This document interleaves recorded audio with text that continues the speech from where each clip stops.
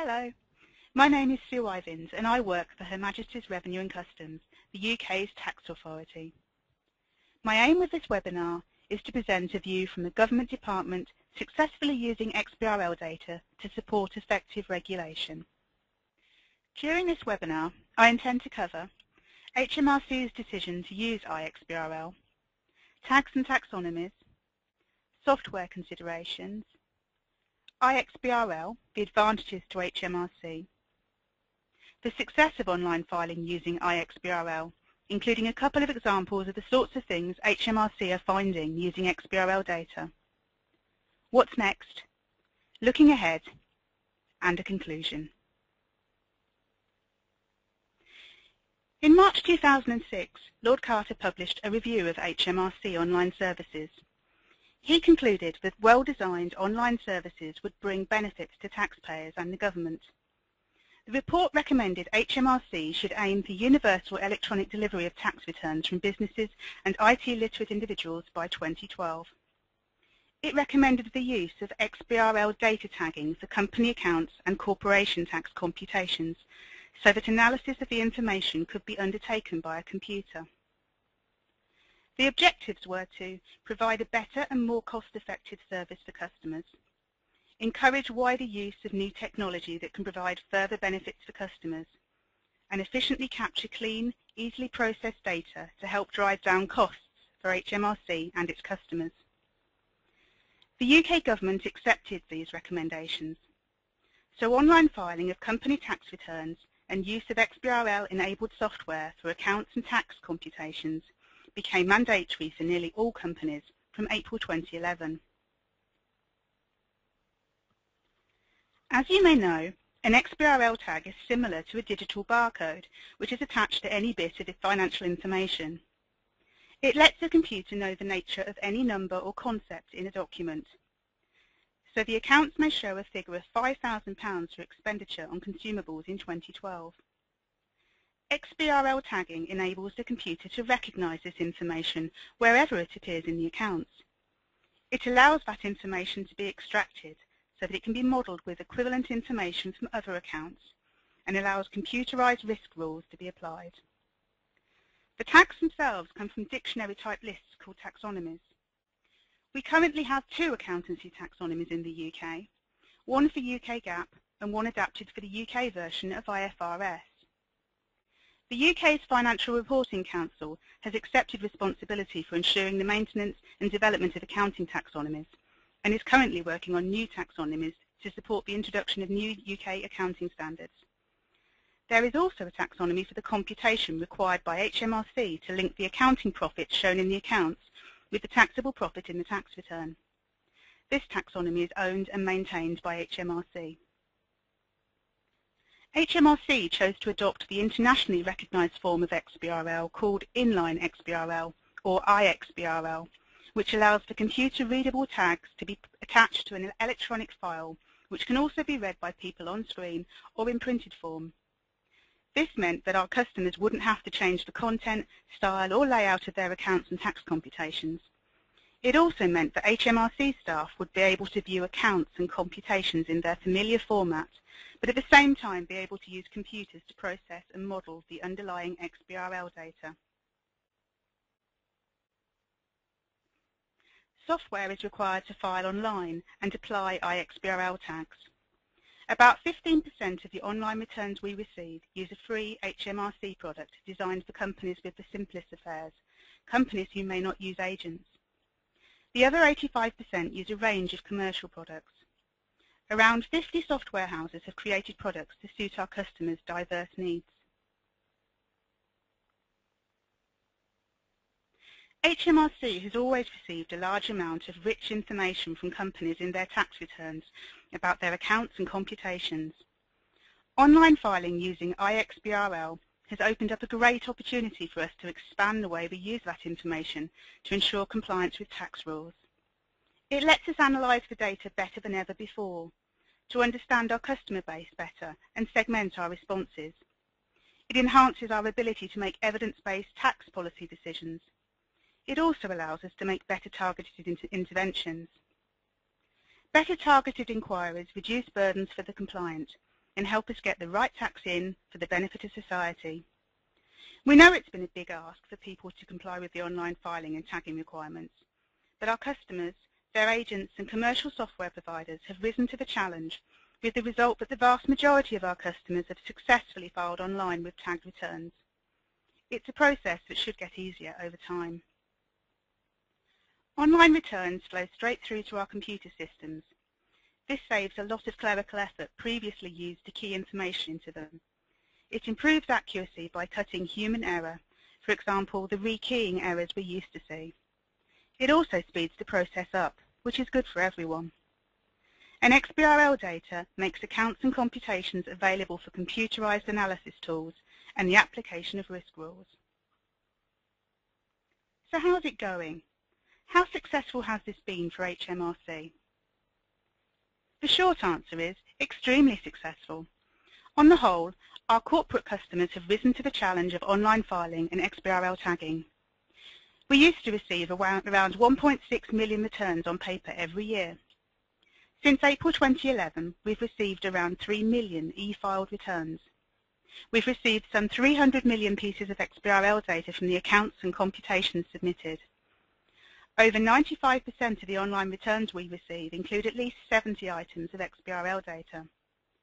This is already allowing us to identify issues we might have previously missed and focus resources on tackling our priorities. The benefits here come at least as much from small and medium-sized enterprises as from large business. We've been able to write risk rules that allow our computers to ask questions of the data at the point of receipt of a return. These risk rules can, for example, provide the results of accountancy ratios, flag up the existence of particular tags, and perform both simple and complex comparisons between tagged figures in the accounts and computations. We've been able to use XBRL tagged data in combination with other electronic data available to HMRC to identify particular areas of risk. We've been able to display the results of all instances where a particular tag has been used, not just numerical results, but also those where strings of text have been tagged. For the first time, we've been able to look across the entire company tax filing population and identify particular features of interest in the accounts or computations. So what is HMRC finding from early work using the XBRL data? The next couple of slides provide a flavour. Here's a scattergram derived from the real XBRL data from returns received in 2011 to 12, in this case relating to wages and social security costs. The thing to notice is the pattern. Each data point is a single return. In this case, the clumping at 0.00 is fine. Many companies legitimately have no wage costs, and that's not an indicator of risk in itself, though of course it may be when put together with some other data. The mass of cases in the central clump represent the normal range for this ratio and do not, in this respect, suggest any particular risk.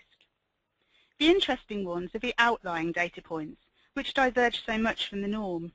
Why is that? Many may have a perfectly good explanation, but others do not, and represent a risk that might need to be investigated. This slide shows an example of the exchange rate used in converting a particular currency into sterling. The accounting periods are not all identical, but they all overlap. It's surprising to see a range of values used from £1.15 up to £1.96. Some large exchange gains and losses are involved in some of these cases. Notice the second column. And one very odd case seems to have used a conversion rate of 1,547 to 1. Clearly something is wrong. It may be simple error, perhaps the wrong currency identifier rather than the wrong exchange rate. But those outside the expected results warrant further investigation from HMRC staff. HMRC's approach during the first 2 years of mandatory online filing in XBRL tagging has been to advise and support people to comply with requirements, not to reject returns or penalise people for getting things wrong. There will be no sudden change in that approach, but we will pay more detailed attention to returns which appear not to have the amount of tagging that we would have expected. We will continue to work with software houses to improve their products and support agents. Of course, There have been some teething problems with the data, problems common to the electronic data industry. For example, instances of items which have been tagged with the wrong number of zeros, and items carrying the wrong polarity, for example, figures that have been tagged as debits when they should in fact be credits. There are also some user preference differences around choice of tags. For example, some of our customers may choose to use a different tag from others to report essentially identical information. Some of that may well be down to use of a particular type of software. Over time, we expect that these types of inconsistency will reduce as companies, agents and software providers reach a consensus over tagging choices. HMRC is also fine-tuning the details of tagging. We have been working with software suppliers and other representatives on a detailed profit and loss extension taxonomy. This will be introduced later this year in order to make it easier for our customers to provide this information and to obtain a consistent and comprehensive set of this key data for HMRC. There will be a single requirement for detailed profit and loss account tags, whether the detailed profit and loss account appears in the accounts or the tax computations. Improvements are also being made to the structure of the HMRC computation taxonomy to make it more straightforward to work with. We've got off to a good start in understanding the XBRL data, but with more than 300 million items of data to explore and more arriving every day, it's fair to say that we're making fresh connections and drawing new conclusions all the time.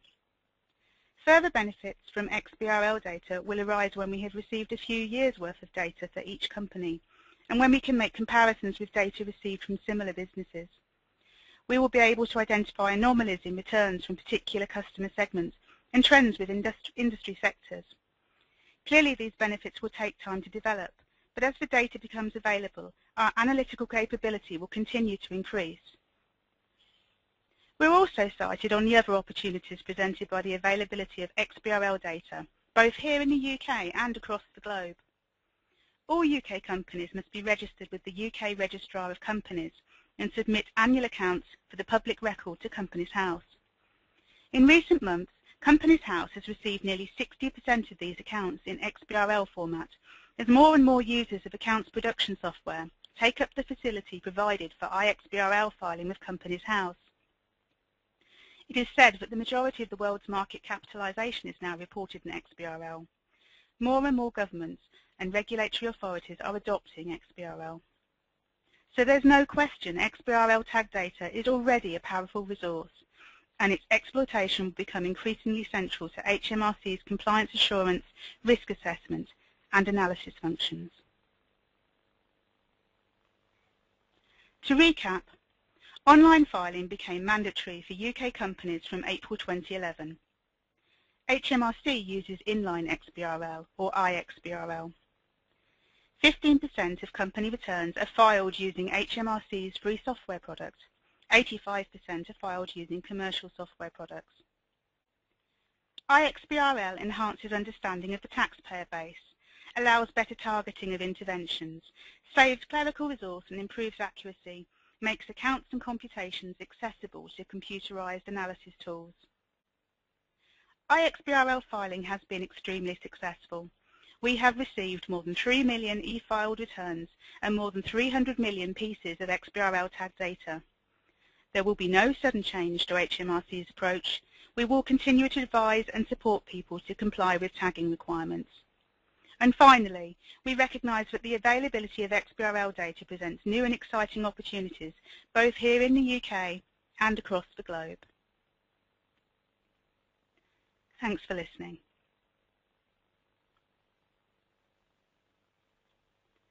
If you want to learn more about XBRL, you can build on this content by taking advantage of the XBRL certification programme. And look to the XBRL International Conference Series for additional training opportunities.